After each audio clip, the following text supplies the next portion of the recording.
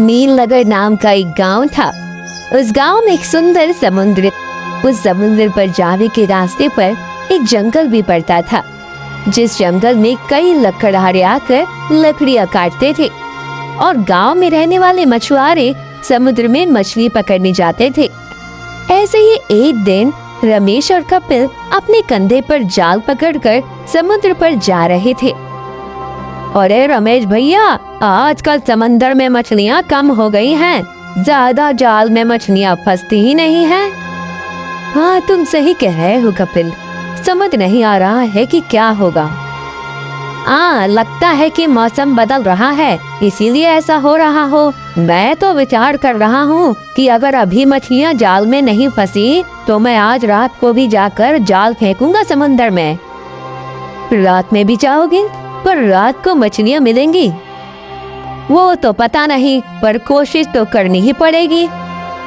दोनों समुद्र पर पहुँच जाते हैं। दोनों अपने अपने जाल को समुद्र में फेंकते हैं और मछलियाँ फंसने की राह देखने लगते हैं। दोनों वहीं बैठ जाते हैं। वहाँ देर के बाद जब कपिल अपना जाल बाहर खींचता है तब उसका जाल खाली होता है। आज भी मेरा जाल खाली ही है। रमेश भैया, आप देखो, आपके जाल में कुछ फंसा है या नहीं? रमेश अपना जाल खींचता है तो उसके जाल में थोड़ी ही मछलियाँ फंसी हुई होती है। देखो, मेरे जाल में तो बस कुछ ही मछलियाँ फंसी हैं।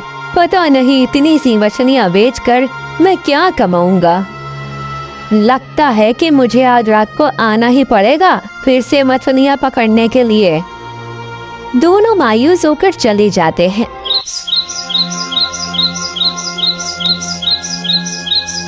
रात को कपिल जाल लेकर समंदर पर आता है। वो समंदर में जाल फेंकता है और राह देखने लगता है। तब अचानक समुद्र में लहरें बढ़ जाती हैं। ऊंची ऊंची लहरें उठने लगती है। आसमान में पूरा चांद खिला होता है और ऐसा लगने लगता है कि वो ऊंची लहरें चांद को छूने की कोशिश कर रही हैं। अरे ये क्या, ये अचानक इतनी ऊंची लहरें उठ रही हैं समुद्र में। लगता है कि तूफान आने वाला है। अब तो मछलियाँ जाल में फंसने से रही। चलो जाल निकाल लेता हूँ, नहीं तो जाल भी सलामत नहीं रहेगा। ऐसा विचार करके कपिल जाल खींचने के लिए नीचे झुकता है। वो जाल खींचने लगता है।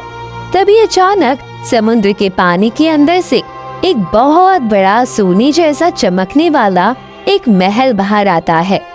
कपिल उस महल को देखते ही रह जाता है। वो महल समुद्र के पानी पर तैरने लगता है। उस महल की परछाई समुद्र के पानी पर चमकने लगती है। हे भगवान, मेरी आंखें ये क्या देख रही हैं? समुद्र पर तैरने वाला एक महल, और वो भी अचानक ऐसे प्रकट हो गया है। क्या है ये सब? कपिल उस महल को देखते हुए सोचने लगता है। वो महल समुद्र पर तैरते हुए कपिल के पास आने लगता है। अब वो महल कपिल के बिल्कुल पास आकर रुक जाता है। अरे ये महल तो कितना बड़ा, और समुद्र में ये मेरे पास आकर ऐसे रुक गया है जैसे मुझे कह रहा हो कि मेरे अंदर आओ। तभी एक बड़ी सुनहरी मछली पानी के ऊपर आती है और इंसानी भाषा में कहती है, कपिल, अगर तुम्हारी कोई इच्छा हो तो इस महल में जाओ, ये महल तुम्हारी इच्छा पूरी कर देगा। अरे वाह, ये तो जादुई महल है जो लोगों की इच्छा पूरी करता है। चलो अंदर जाकर देखता हूँ कि मेरी इच्छा पूरी करता है या नहीं। आज तो मेरे भाग्य ही खुल जाएंगे। कपिल उस महल के अंदर चला जाता है और वो महल कपिल को लेकर पानी के अंदर चला जाता है। सुबह हो जाती है और कपिल के घर पर उसकी पत्नी उसकी राह देख रही होती है। रात हो गई है, मछली पकड़ने के लिए अभी तक नहीं आए हैं। मुझे तो बहुत चिंता हो रही है, कहाँ गए होंगे ये? शायद रमेश भैया के घर होंगे, वहीं जाकर देखती हूँ। तारा रमेश के घर जाने के लिए बाहर आती है। तभी रमेश वहाँ आता है और, अरे कपिल, कहाँ हो? चलो मछली पकड़ने जाना है। रमेश भैया, मैं अभी आप ही के पास आ रही थी। अच्छा, क्या हुआ? ये कल रात को समुद्र पर मछली पकड़ने लगे थे, अभी तक वापस नहीं आए हैं। क्या? रात को गया था, अभी तक नहीं आया है? हाँ, मुझे तो बहुत ही चिंता हो रही है, पता नहीं कहाँ गए हैं। मुझे लगा था कि आपसे मिलने आए होंगे, इसलिए मैं आपके घर आ रही थी। कल वो बोल तो रहा था कि रात को मछली पकड़ने फिर से जाऊंगा। दिन में तो हमें ज्यादा मछलियाँ नहीं मिलती हैं, पर रात का गया हुआ अभी तक नहीं लौटा है, ये तो चिंता की बात है। हाँ, इसलिए तो मैं आपको पूछने आ रही थी। तुम चिंता मत करो, मैं समंदर पर जाकर देखता हूँ, शायद वहीं सो गया हो, उसे घर भेज देता हूँ। रमेश समुंदर पर आ जाता है। वो कपिल को ढूंढता है, लेकिन उसे कपिल कहीं दिखाई नहीं देता है। कपिल का जाल समुद्र के पानी पर तैरा होता है। वो देखकर, अरे ये तो कपिल का ही जाल है। इसका मतलब है कि कपिल रात को समुद्र पर गया था और उसने जाल भी फेंका था, पर वो गया कहाँ होगा? रमेश सोचते हुए अपना जाल समुद्र में फेंकता है। कुछ देर के बाद वो जितनी मछलियाँ जाल में फंसती है, उन्हें लेकर वो बाजार में बेचने चला जाता है। वो तारा के पास आकर, तारा, ओ तारा। रमेश भैया, आ गए आप? और आपके दोस्त कहाँ है? अरे वो मैंने कपिल को बहुत ढूंढा, लेकिन वो समुंदर में मुझे कहीं मिला ही नहीं। समुंदर में सिर्फ उसका जाल ही तैरता हुआ दिखाई दिया मुझे। क्या सिर्फ इनका जाल? तो ये कहाँ गए होंगे? वही तो कुछ समझ नहीं आ रहा है। कुछ दिन बीत जाते हैं, कपिल वापस नहीं आता है। ऐसे ही एक दिन गांव का दूसरा मछुआरा भी रात के समय समुंदर पर जाता है। उसे भी वो जादुई महल दिखाई देता है। वो जादुई महल को देखकर उसके अंदर चला जाता है और महल पानी के अंदर चला जाता है। दिन बीतने लगते हैं और गांव के एक मछुआरे और जंगल में लकड़ी काटने जाने वाले लकड़हारे गायब होने लगते हैं। गांव के लोगों में दहशत फैलने लगती है। एक दिन गांव का एक जवान लड़का गोपाल रोज की तरह लकड़ी काटने जा रहा था। तब उसकी माँ ने कहा, बेटा तुम जा तो रहे हो, पर मुझे बहुत चिंता हो रही है। माँ, किस बात की चिंता? अरे आजकल गांव में क्या हो रहा है पता है ना? सबसे पहले कपिल, उसके बाद गांव के कई मछुआरे गायब हो रहे हैं। तुम जैसे लकड़ी तोड़ने वाले कुछ लकड़हारे भी जंगल से वापस नहीं आए हैं। हाँ माँ, पता है, लेकिन डर के मारे ऐसे घर में तो नहीं बैठ सकता ना। अगर पैसे कमाने हैं तो लकड़ी तो तोड़नी ही पड़ेगी। तुम चिंता मत करो। गोपाल कुल्हाड़ी लेकर जंगल में चला जाता है। गोपाल चौकन्ना होता है और जंगल में जाकर लकड़ियां काटकर वापस आ जाता है। उसे सही सलामत देखकर उसकी माँ खुश हो जाती है। तुम आ गए बेटा, मेरी तो जान में जान नहीं थी। मैं बिल्कुल ठीक हूँ माँ, और जंगल में या रास्ते में कहीं भी कुछ ऐसा नहीं था जो डरावना या दहशत भरा हो। माँ, अब मैं बाजार में जाकर लकड़ी बेच कर आता हूँ। गोपाल लकड़ी बेचने बाजार जाता है। बाजार में उसे रमेश मिलता है, जो अपने ठेले पर मछलियाँ बेच रहा होता है। अरे गोपाल, आज तो बहुत सारी लकड़ियाँ लेकर आए हो बेचने के लिए। हाँ रमेश भैया, आज अच्छी लकड़ियाँ मिल गयी, इसीलिए ज्यादा तोड़ कर ले आया। अब तो ज्यादा लकड़ियाँ ही मिलेंगी ना, आजकल तो लकड़हारे लकड़ी तोड़ने जंगल में जाते ही नहीं है। हाँ, माँ बता रही थी कि हमारे गांव के कुछ लकड़हारे और मछुआरे गायब हो गए हैं। हाँ, मेरा प्यारा दोस्त कपिल भी उस रात से वापस नहीं आया है। समझ नहीं आ रहा है कि कहाँ चला गया है। पता तो लगाना पड़ेगा, कुछ तो करना पड़ेगा। ऐसे अगर गांव के लोग गायब होने लगे तो गांव पर बड़ी मुसीबत आ सकती है। हाँ, तुम सही कहे हो, कुछ तो करना पड़ेगा, पर क्या करें? अरे मैं तो अपनी मुसीबत से पहले ही जूझ रहा हूँ। देखो मेरे ठेले पर कितनी कम मछली है। सोच रहा हूँ कि रात को जाकर मछली पकड़ने की कोशिश करता हूँ। कुछ देर के बाद दोनों अपने अपने घर चले जाते हैं। रात हो जाती है और रमेश अपना मछली का जाल उठाकर समुद्र पर जाने लगता है। कुछ देर के बाद वो समुंदर पार करके पहुंचता है। आज भी पूरा चांद खिला हुआ था। रमेश जाल समुंदर में फेंकता है और राह देखने लगता है। समुंदर में बड़ी बड़ी लहरें उठने लगती है, जैसे कि वो चांद को छूना चाहती हो। रमेश उन लहरों को देखते ही रहता है और डर जाता है। तभी समुंदर के अंदर से जादुई महल बाहर आता है। रमेश उस महल को देखने लगता है।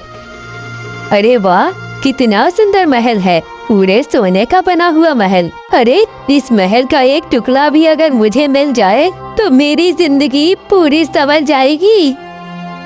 रमेश उस महल की खूबसूरती ताक रहा था कि तभी वो सुनहरी मछली पानी के ऊपर आती है और रमेश, तुम्हारी जो भी इच्छा है इस महल में आकर पूरी हो जाएगी। क्या सच में ऐसा हो सकता है? हाँ जरूर, ये जादुई महल एक इच्छा महल है। इसमें आने वाले की हर इच्छा पूरी होती है। ये सुनकर रमेश बहुत खुश हो जाता है और बिना सोचे समझे उस महल के अंदर चला जाता है। रमेश के अंदर जाते ही जादुई महल समुंदर के अंदर चला जाता है। समुंदर के किनारे एक पेड़ के पीछे खड़े रहकर गोपाल यह सब कुछ देख लेता है। अच्छा, इसका मतलब ये है कि जो लोग गायब हुए हैं वो सब इस महल के अंदर चले गए हैं। लेकिन अब इनको समुंदर से बाहर कैसे निकालूं? वो सब जिंदा भी होंगे या नहीं? नहीं, मुझे ऐसा नहीं सोचना चाहिए। वो सब ठीक ही होंगे। अब मुझे ही जाकर ढूंढना होगा कि सच्चाई क्या है। माँ, मैं जंगल में जाकर लकड़ी काट कर ले आता हूँ। ये तुम क्या कह रहे हो? इस समय जंगल में जाओगे? इस समय तो जंगली जानवर जंगल में बेखौफ घूमते रहते हैं। पता है माँ, लेकिन अगर अभी लकड़ी तोड़कर ले आऊंगा तो सुबह जल्दी बेचने जा सकूंगा और ज्यादा कमाई होगी, इसीलिए मैं अभी जा रहा हूँ। तुम चिंता मत करो और सो जाओ, मैं थोड़ी देर में लौट आऊंगा। गोपाल अपनी माँ को सच नहीं बताता क्योंकि वो नहीं चाहता था कि उसकी माँ उसकी चिंता करे। वो समुद्र पर आकर बैठ जाता है। कुछ देर के बाद समुद्र में बड़ी बड़ी लहरें उठने लगती हैं और जादुई महल समुद्र के पानी पर आकर तैरने लगता है। वो महल गोपाल के पास आता है और सुनहरी मछली उसे कहती है कि तुम्हारी कोई इच्छा हो तो इस महल के अंदर आ जाओ। हाँ, मेरी एक इच्छा है जिसे पूरी करना सिर्फ तुम्हारे हाथ में है। अगर ऐसी बात है तो आओ, महल के अंदर चले आओ। गोपाल जादुई महल के अंदर चला जाता है। वो अंदर जाकर देखता है तो उसे उस महल की दीवारों पर कुछ परछाइयां दिखाई देती है। वो उन परछाइयों को देखकर आगे जाने लगता है। तभी उसे एक सिंहासन पर एक सोने की मूर्ति दिखाई देती है। गोपाल को देखकर वो मूर्ति अचानक बोलने लगती है। बताओ, तुम्हारी इच्छा क्या है? मेरी इच्छा बस ये है कि मैं इस महल की सच्चाई जानना चाहता हूँ। मैं ये जानना चाहता हूँ कि मेरे गांव वाले इस जादुई महल में कहाँ खो गए हैं और क्यों ये महल मेरे गांव वालों को गायब कर रहा है। गोपाल की बातें सुनकर मूर्ति की आंखों से आंसू बहने लगते हैं। मूर्ति कहती है, तुम्हें अपने लिए कुछ नहीं चाहिए? नहीं, मैं यहाँ अपने लिए कुछ नहीं मांगने आया हूँ। मुझे बस अपने गांव वालों को सुरक्षित घर पहुँचाना है। गोपाल की बातें सुनकर मूर्ति की आंखों से आंसू बहने लगते हैं। मूर्ति कहती है, तुम वही हो जिसका मैं लंबे समय से इंतजार कर रही थी। परछाइयाँ जो तुम देख रहे हो वो सब वही लोग हैं जो इस महल में आए थे और उन्होंने अपनी स्वार्थी इच्छा इस महल से पूरी करनी चाहिए थी। इसका मतलब है कि मेरे सब गांव वाले परछाई बन गए हैं। हाँ, ये इच्छा महल एक जादूगर ने बनाया है। जब उसने मुझसे पूछा कि मेरी इच्छा क्या है, तब मैंने बिना सोचे समझे उसे कहा था कि मैं एक रानी बन जाऊं और मेरा समुंदर में एक महल हो, साथ ही मेरा शरीर सोने का बन जाए। उसने मेरी इच्छा तो पूरी कर ली, पर मैं यहाँ इस महल में कैद हो गई हूँ। जो भी इस महल में आकर अपने स्वार्थ के लिए कुछ मांगता है वो यहाँ आकर कैद हो जाता है। पर अब तुम सब इस महल से मुक्त कैसे हो सकते हो? इसका कोई उपाय तो होगा। तुम ही इसका उपाय हो। जब कोई बिना लालच के पूर्ण समर्पण भाव से इस महल में आएगा तो वही इस महल से सबको मुक्त करेगा। ये विधि का विधान है। पर मैं ये करूं कैसे? इस महल में कहीं उस जादूगर का एक जादुई मोती छुपाया है। अगर उस मोती को नष्ट कर दिया गया तो उसकी जादू टूट जाएगी और सब मुक्त हो जाएंगे। बस वो मोती कहाँ है इसका पता मुझे भी नहीं है। ठीक है, मैं वो मोती ढूंढता हूँ।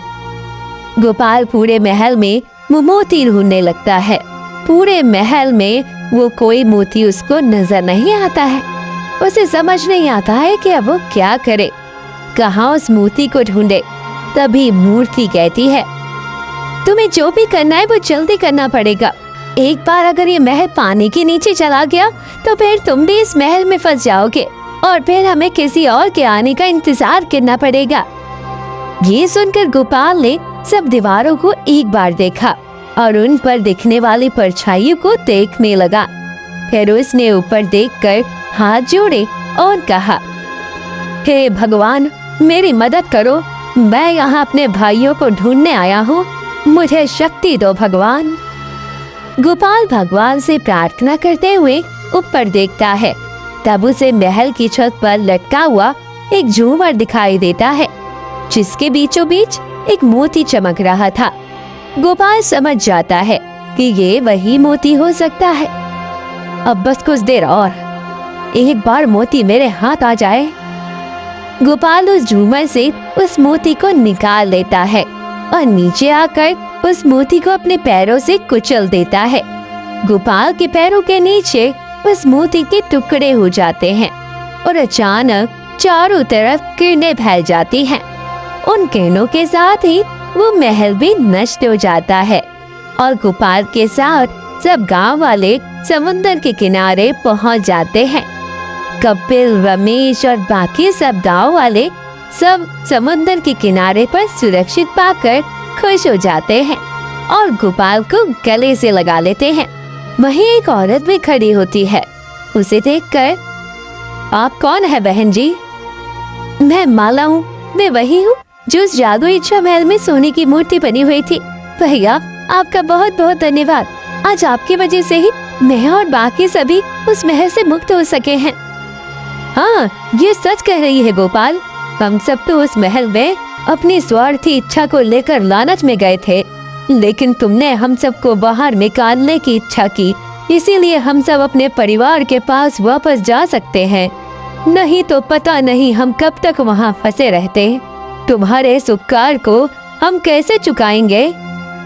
नहीं, इसमें धन्यवाद कहने की कोई जरूरत नहीं है। मैंने तो अपना फर्ज पूरा किया है। आप सब हमारे भाइयों जैसे ही हैं। हमारा गांव एक परिवार है और परिवार में कोई कभी किसी पर उपकार नहीं करता है। गोपाल, रमेश, कपिल और बाकी सबके साथ गांव में आ जाता है। उन सबको देखकर उनके परिवार वाले बहुत खुश हो जाते हैं। जब सबको पता चलता है कि गोपाल ने उन सबको जादुई महल की कैद से बाहर निकाला है तो पूरे गांव में गोपाल की वाहवाही होने लगती है।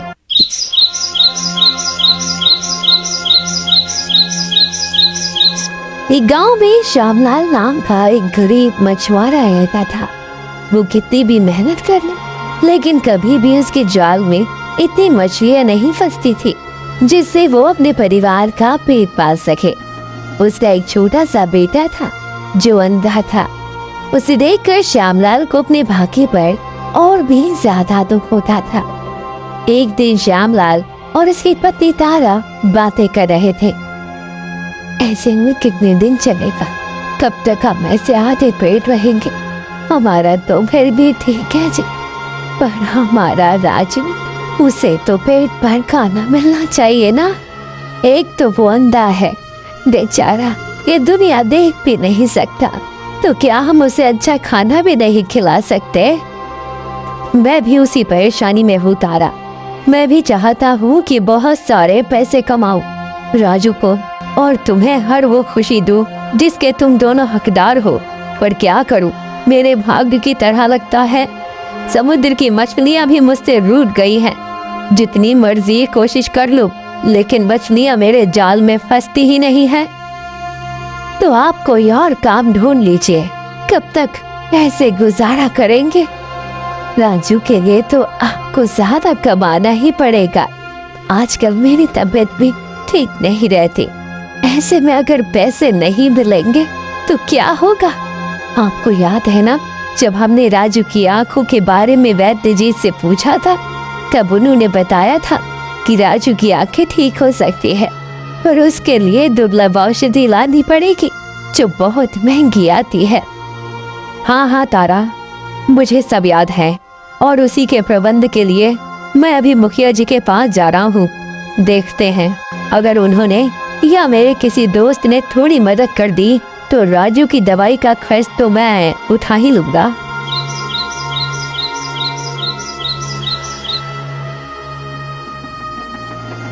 तारा को समझाकर श्यामलाल अपने दोस्त पंकज के पास आता है। श्यामलाल को देखकर पंकज समझ जाता है कि वो जरूर पैसों के लिए आया होगा। है, आओ आओ श्यामलाल, क्या हुआ? आज सुबह समुंदर पार जाने की जगह मेरे पास आए हो? हाँ दोस्त, तुम तो जानते हो कि मेरे जाल में मछलियाँ फंसती नहीं हैं, इसीलिए मैं अपने परिवार का पेट नहीं पाल पा रहा हूँ। ऊपर से राजू की आंखों के लिए दवाई का प्रबंध करना है, तो मैं कह रहा था कि समझ गया कि तुम्हें पैसों की जरूरत है, पर माफ करना दोस्त, अभी मैं तुम्हारी कोई मदद नहीं कर सकता हूँ। मैं बहुत उम्मीद लेकर तुम्हारे पास आया हूँ पंकज। मैं समझ सकता हूँ श्यामलाल, पर मैंने पहले भी तुम्हारी मदद की है। मैंने आज तक तुम्हें जितने पैसे दिए हैं उतने ही तुमने अभी तक वापस नहीं लौटाए, और मैं सच कहूँ तो मैं भी अभी तुम्हारी मदद नहीं कर सकता हूँ। श्यामलाल मायूस होकर पंकज के घर से चला जाता है। अब क्या करूं? मुझे तो लगा था कि पंकज थोड़ी मदद कर देगा, लेकिन उसने तो हाथ ऊपर कर दिए। अब तो लगता है कि मुखिया जी के पास जाकर ही कुछ हो सकता है, लेकिन मुखिया जी बहुत लालची है। पैसों के बदले मेरे घर या खेत मांग लेगा, पर अब मेरे पास और कोई चारा भी नहीं है। गांव का मुखिया जयराम बहुत लालची था। गांव वालों के बुरे समय का फायदा उठाकर उनके घर और खेत हड़प लेता था। अब श्यामलाल को मदद करने वाला दूसरा कोई नहीं था, इसलिए वो गांव के मुखिया जयराम के पास आता है और राम राम मुखिया जी। राम राम श्यामलाल, बोलो आज कैसे आना हुआ?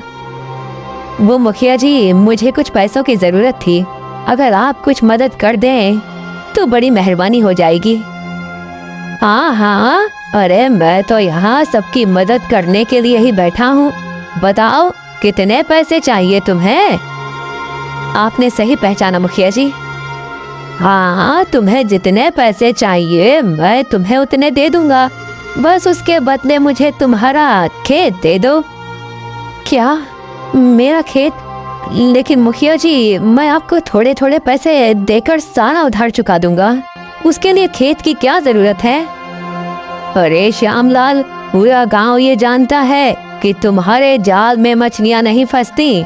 तुम अपने परिवार को 2 समय की रोटी नहीं दे पाते हो और कह रहे हो कि मेरे पैसे लौटा दोगे। अरे तुम ठहरे एक मछुआरे, तुम्हें वैसे भी उस खेत की क्या जरूरत है? तुम्हारा वो खेत तो बंजर हो चुका है। हाँ मुखिया जी, लेकिन वो खेत मेरी पत्नी को उसके पिताजी ने बहुत प्यार से दिया है। वो उसके पिताजी की आखिरी निशानी है। हम वो खेत नहीं बेच सकते। अब देखो, अगर तुम मुझे अपने उधार के बदले खेत दे दो तो मैं तुम्हें थोड़े पैसे ज्यादा दे दूंगा। श्यामलाल सोचने लगता है। उसे पैसों की बहुत जरूरत थी, लेकिन खेत बेचने के लिए मन नहीं मान रहा था। वो मुखिया के घर से बिना पैसे लेकर घर चला जाता है।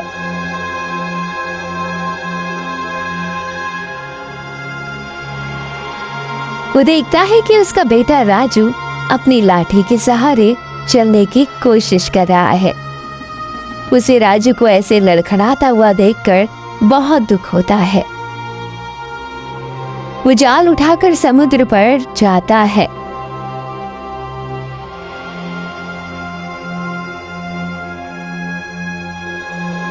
वो समुद्र के लिए पानी में जाल फेंकता है और कुछ देर इंतजार करता है। पता नहीं कि आज भी मेरे जाल में मछलियां फंसेंगी या नहीं। अगर नहीं फंसी तो मैं घर के खर्च कैसे उठाऊंगा, राजू के लिए दवाई कैसे खरीदूंगा। समझ नहीं आ रहा है कि कब मेरी किस्मत खुलेगी और मैं अपने परिवार की जरूरतें पूरी कर पाऊंगा। हे ईश्वर, मेरी मदद करें। कुछ देर बाद श्यामलाल जाल को खींचता है, लेकिन वो बहुत हल्का होता है। श्यामलाल समझ जाता है कि आज भी उसके जाल में मछलियां नहीं फंसी है। वो घर लौट आता है। ऐसे ही कुछ दिन बीत जाते हैं और अब घर में अनाज का एक भी दाना नहीं होता है। इतने दिनों तक तो हम आधे पेट तो रह रहे थे, लेकिन आज हमारे घर में अनाज का एक भी दाना नहीं है। आज हमें हमारे बेटे के साथ भूखा रहना पड़ेगा। पता नहीं कि मैं किस बात की सजा भुगत रही हूँ जो मुझे आज जैसा पति मिला है। ऐशो आराम तो नहीं, आपसे तो पेट भर खाने की उम्मीद भी करना बेकार है। ऐसे जीने से तो मर जाना अच्छा है। तारा की बात से श्यामलाल के दिल को बहुत ठेस पहुंचती है। वो कुछ देर सोचकर समुद्र पर आता है। समुद्र के किनारे पर एक पहाड़ी थी। श्यामलाल उस पहाड़ी की चोटी पर चढ़ जाता है और सच कह रही थी तारा, मैं कुछ काम नहीं करता हूँ। मैं ना तो अपने परिवार की जरूरतें पूरी कर सकता हूँ और ना ही उन्हें पेट भर खाना खिला सकता हूँ। अपने बेटे की आंखों का इलाज भी नहीं कर सकता। मेरी वजह से उसकी आंखों के सामने हमेशा अंधेरा छाया रहेगा। इससे अच्छा तो मर जाना ही बेहतर है। अब मुझे जीने का कोई हक नहीं है। मैं जिंदा रहकर भी किसी काम का नहीं हूँ। श्यामलाल बहुत निराश हो जाता है और पहाड़ी से नीचे कूद जाता है। वो समुद्र में गिर जाता है और डूबता हुआ समुद्र के तल तक चला जाता है। समुद्र के तल में वो एक महल में जा पहुंचता है। महल में जाकर वो महसूस करता है कि वो जिंदा है। वो देखता है कि वो एक सिंहासन के सामने खड़ा है और सिंहासन के सामने एक परी है। मैं कहाँ हूँ? यहाँ कैसे पहुँच गया? और मैं जिंदा हूँ? हाँ, तुम जिंदा हो और सुरक्षित हो। पर मैंने तो अपनी जान देने के लिए इस समुद्र में छलांग लगाई थी। मैं अपने जीवन को समाप्त करना चाहता था। अपने जीवन को समाप्त करना किसी भी समस्या का उपाय नहीं है। बताओ कि तुम अपना जीवन क्यों खत्म करना चाहते थे? मैं बड़ी मछुआरा हूँ। मेरे जाल में कभी भी मछलियाँ नहीं फंसती हैं, इसीलिए अपनी पत्नी और बेटे को खाना नहीं दे पाता हूँ। मेरा बेटा अंधा है, उसकी आंखों का इलाज भी नहीं कर पा रहा हूँ। मेरी जिंदगी बेकार है जो मैं किसी के काम ही नहीं आ पाता हूँ। ये समस्या इतनी बड़ी नहीं है जिसके कारण तुम अपनी जान दे दो। मछुआरे, अगर तुम्हें काम में सफलता नहीं मिल रही तो तुम कोई और काम करके भी पैसे कमा सकते हो। उसके लिए जान देने की क्या जरूरत है? पर मैं बच कैसे गया? मैंने तो इतनी ऊंचाई से छलांग लगाई थी और मैं तो तैरना भी नहीं जानता हूँ। मैं इस समुद्र में रहने वाली परी हूँ। मेरी उपस्थिति में कोई भी मनुष्य अपनी जान जोखिम में नहीं डाल सकता है। समुद्र में आने वाले मछुआरे मेरी सुरक्षा में होते हैं, इसलिए तुम डूबे नहीं। पर अब मैं क्या करूं? मैं घर में जाऊंगा तो मुझे अपनी पत्नी के सवालों के जवाब देने पड़ेंगे। मैं घर वापस नहीं जाना चाहता। अगर तुम मेरी कोई मदद नहीं कर सकती तो मुझे बचाने का भी कोई फायदा नहीं है। ऐसा ना कहो मछुआरे, ये लो, ये एक दिव्य मोती है जो मेरी शक्तियों से बना हुआ है। इस मोती के वरदान से तुम अपनी 3 इच्छाएं पूरी कर सकते हो, लेकिन याद रहे वो इच्छाएं सात्विक होनी चाहिए और बिना किसी लालच की होनी चाहिए। एक बार भी तुम्हारे मन में लालच आ गया तो ये मोती काम नहीं करेगा और मेरे पास लौट आएगा। इसके साथ ही कुछ सिक्के भी रख लो, इससे तुम्हारी थोड़ी मदद हो जाएगी। परी अपनी जादू से एक मोती निर्माण करती है और श्यामलाल को दे देती है।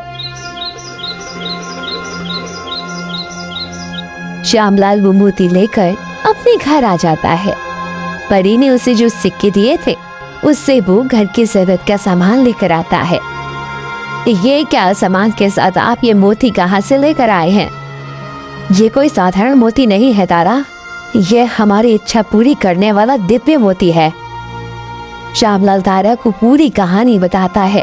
ये सुनकर, अरे बाप, अगर ऐसा है तो आप सबसे पहले हमारी गरीबी दूर करने के लिए पैसे मांगे इस मोती से। यही हमारी सबसे बड़ी जरूरत है। लगता है कि हमारा भाग्य बदलने का समय अब आ गया है। नहीं तारा, पैसे तो हम कमा सकते हैं, अभी सबसे ज्यादा जरूरी है राजू की आंखों की रोशनी। मैं इस मोती के वरदान का उपयोग अपने बेटे की आंखें वापस लाने में करूंगा। परी ने साफ तौर पर कहा है कि लालच से भरी एक भी इच्छा इस मोती को फिर से उसके पास ले आएगी। फिर श्यामलाल उस मोती को हाथ में लेकर कहता है, हे मोती, अगर तुम मुझे वरदान देना चाहते हो तो मेरे बेटे की आंखों में रोशनी ना दो। तुम्हारे इस चमत्कार से मेरा बेटा ये दुनिया देखने के लायक हो जाएगा। श्यामलाल के ऐसा कहते ही वो मोती चमकने लगता है और उस मोती से रोशनी निकलकर राजू की दोनों आंखों में चली जाती है। राजू अब सब कुछ साफ देखने लगता है। आप सही कह रहे थे, हमारे राजू की खुशी पैसों से भी कहीं बढ़कर है। अब राजू देखने लगा था, लेकिन श्यामलाल की किस्मत पैसों के बारे में अब भी उससे रूठी हुई थी। उसे कभी मछली मिलती थी तो कभी नहीं, लेकिन वो राजू के लिए बहुत खुश था। ऐसे ही एक बार गांव में महामारी फैल जाती है। एक के बाद एक लोग बीमार पड़ने लगते हैं। वैद्य जी को उस बीमारी का पता नहीं होता, इसलिए वो किसी पर इलाज नहीं कर पाते। तब पंकज श्यामलाल के पास आता है। श्यामलाल, पूरे गांव में महामारी फैल गई है, मेरी माँ भी बीमार हो गई है। किसी को समझ नहीं आ रहा है कि इस समस्या का क्या उपाय करें। हम मुखिया जी से जाकर मिलते हैं, शायद वो कुछ उपाय कर पाए। पंकज और श्यामलाल दोनों मुखिया के घर आते हैं। तब उन्हें पता चलता है कि मुखिया जी महामारी से डरकर उसकी चपेट में आने से पहले ही गांव छोड़कर अपनी बहन के घर गए हुए थे। अब क्या करें, मुखिया जी तो नहीं है, जल्दी ही कुछ करना पड़ेगा, नहीं तो गांव में कोई नहीं बचेगा। चलो मेरे साथ, मैं कुछ करता हूँ। तुम्हारे पास कोई उपाय है? हाँ। श्यामलाल और पंकज श्यामलाल के घर आते हैं। श्यामलाल उस मोती को अपने हाथ में लेता है और, हे मोती, मैं दूसरे वरदान के रूप में तुमसे ये मांगता हूँ कि मेरे गांव में जो महामारी आई है और उसकी वजह से जो लोग बीमार पड़े हैं वो जल्दी से जल्दी ठीक हो जाएं। उस महामारी का अंत हो और मेरे गांव में सब स्वस्थ और खुशहाल हो जाएं। किसी को भी उस महामारी की वजह से परेशानी ना झेलनी पड़े। श्यामलाल अपने गांव वालों के प्रति पूरे समर्पण भाव से मोती से ये वरदान मांगता है। फिर एक बार मोती से रोशनी निकलने लगती है और पूरे गांव में फैल जाती है। कुछ दिन के बाद बीमार पड़े सब लोग अचानक स्वस्थ होकर अपने अपने घरों से बाहर आते हैं। महामारी का अंत होता है। पंकज की माँ भी ठीक हो जाती है और ये देखकर पंकज श्यामलाल को धन्यवाद देकर उसे गले से लगा लेता है। सबको ये बात पता चल जाती है कि श्यामलाल की वजह से वो सब ठीक हो गए हैं। श्यामलाल भैया, आज तुम नहीं होते तो पता नहीं हम सबका क्या होता। अरे नहीं, ऐसी कोई बात नहीं है। पूरे गांव में श्यामलाल की वाहवाही होने लगती है।